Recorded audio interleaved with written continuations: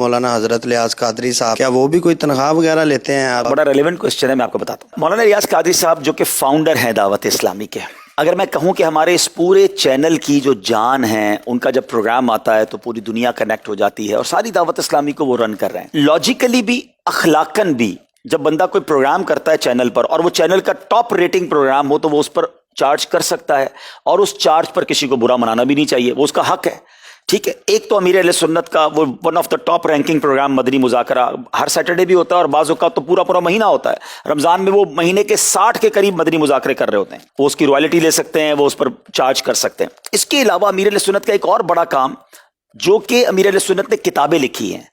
آپ کی کتابیں ہزاروں میں نہیں، ملینز میں چھپتی ہیں۔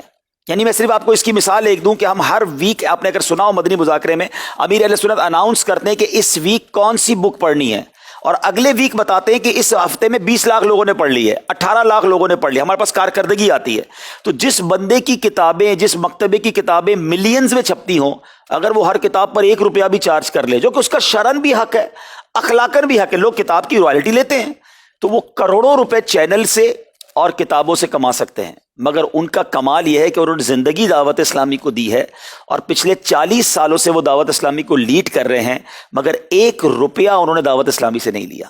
وہ اگر ہمارے چینل پر بھی آتے ہیں نا، تو اپنی چائے بھی خود لاتے ہیں، ان کا خادم آتا ہے، ان کے گھر سے چائے بنی ہوئی لاتا ہے اور ان کو پلاتا ہے۔ وہ کہتے ہیں میں چینل کی چائے بھی اس لیے نہیں پیتا کہ میں جو چینل پر یہ کام کروں کہ یہ اس کا بدلہ نہ ہو جائے، ان کی اپنے نام پہ کوئی پراپرٹی نہیں ہے۔